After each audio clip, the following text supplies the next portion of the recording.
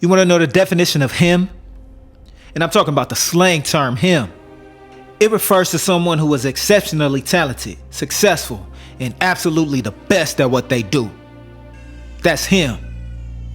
He's the benchmark for others, the embodiment for excellence. When they call someone him, that means they're at the pinnacle of their craft, whether it's in sports, entertainment, or any other field. I'm him.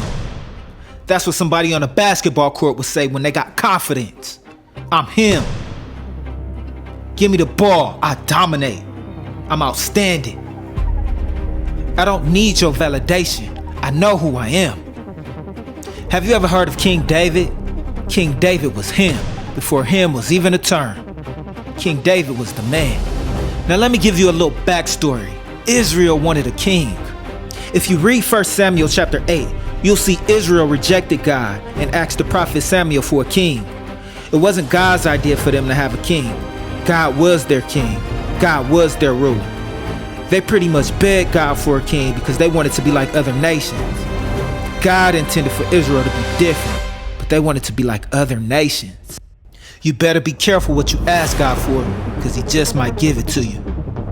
What they were really doing was rejecting God. God warned the children of Israel that a king would treat them right. He told them through the prophet Samuel that they would lose a lot of their freedom if they had a king. Even after the warning, they still said they wanted a king so they could be like other nations. In 1 Samuel chapter 9, we're introduced to a young man named Saul. And Saul had that look. He looked like him. Saul was from the tribe of Benjamin. One of the first things we know about Saul is he was a handsome dude. Hey, that's what the Bible says. Saul was the tallest among his people. Saul had that look. And in the flesh, that's what people respect, that look. The Bible tells us this for a reason, because my man King David didn't have all that. King David had something else. We'll get to that later. So to make a long story short, I'll tell you. God told the prophet Samuel to anoint Saul as king of Israel. And Saul's job was to protect the children of Israel from the Philistines. Now in the beginning, Saul was a humble man who followed the Lord. And that's why God chose him. Saul was him. He was God's anointed one. God didn't make a mistake with King Saul. But after a while, Saul used his free will and rejected God. So God ended up rejecting Saul. And it's the same with us. If we are following God, we'll be blessed. If we reject God, he'll reject us. God is no respecter of persons. Do his will, you'll be blessed. Don't follow him and you'll be in some mess. King Saul had become arrogant because of his power.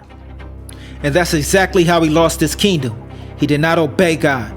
He did mostly what God told him to do, but he didn't do all of what God told him to do. And that's the path Saul chose with his relationship with God. And for that reason, God said, "You're out." I'm paraphrasing it, but read 1 Samuel chapter 15, verse 20 to 35. It'll tell you. God told the prophet Samuel to tell Saul that he was going to anoint another king in Israel. And this king was going to be better than him. And this king will follow the word of the Lord. And God sent the prophet Samuel to Bethlehem and told him to go to Jesse's house. God told Samuel that the next king of Israel was in Jesse's house. One of Jesse's children would be the next king of Israel. And Jesse sent 7 of his sons to the prophet. And God told the prophet not to look at his outward appearance. And he looked at all 7 of the sons Jesse sent to him. And God told the prophet no to each and every one of them. And Samuel asked, "Are all the young men here?"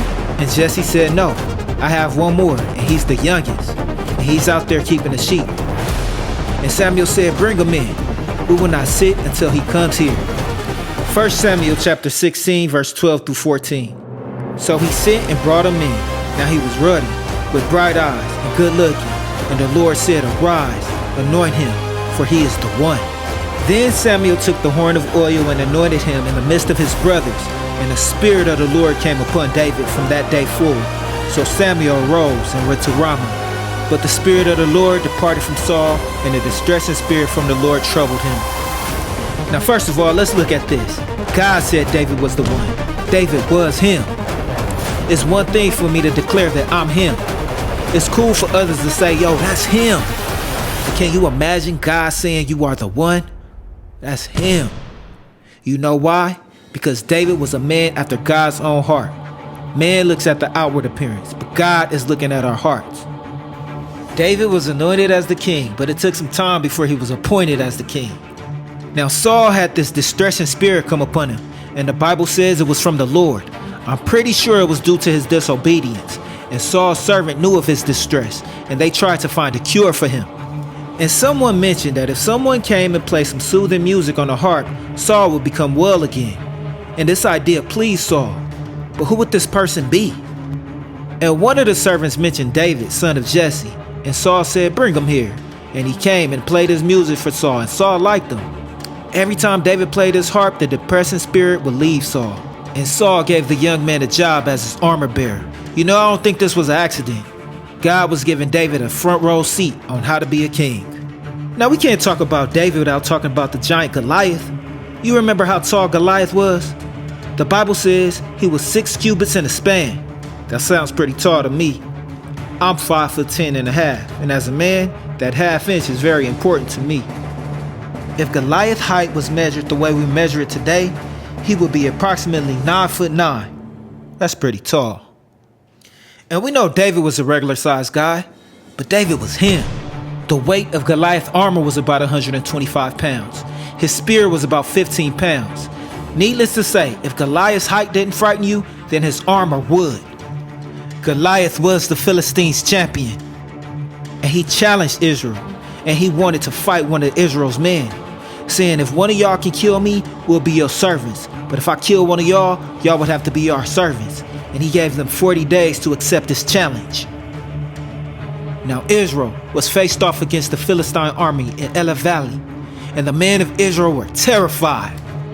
This tells me how far King Saul had fallen off, because the children of Israel shouldn't have been afraid because they had the Lord on their sides. But Saul knew the Lord wasn't on his side anymore because Saul had sinned.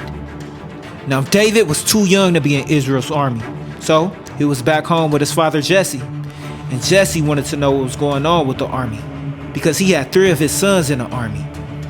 So Jesse sent David along with some provisions for his older brothers and the captains of the army. David's job was to deliver the provisions, get the report from his brothers, and come home and let his father know what's going on. When David arrives, he finds Goliath taunting Israel, and Israel cowering in fear. David asks what's going on, and he's told whoever kills Goliath will be rewarded by the king with great riches, his daughter's hand in marriage, and his family wouldn't have to pay taxes. Now, unlike Israel, David had no fear of the Philistine army or Goliath. Young David was down to fight. Young David, who was most likely a teenager at the time, was the only one in Israel who had that heart. David was confident that he could beat Goliath. David's eldest brother heard this and was angry with David. David's older brother Eliab was like, "Why are you here? Shouldn't you be keeping the sheep? You just came down here because of your pride. You just wanted to see the battle." And David was like, "What have I done? Is there not a cause?" And then the word got to King Saul that David was down to fight, and Saul sent for David. I'm gonna read it to you because this is some intense stuff. 1 Samuel chapter 17, verse 32 through 58. And David said to Saul, "Let no man's heart fail because of him. Thy servant will go and fight the Philistine."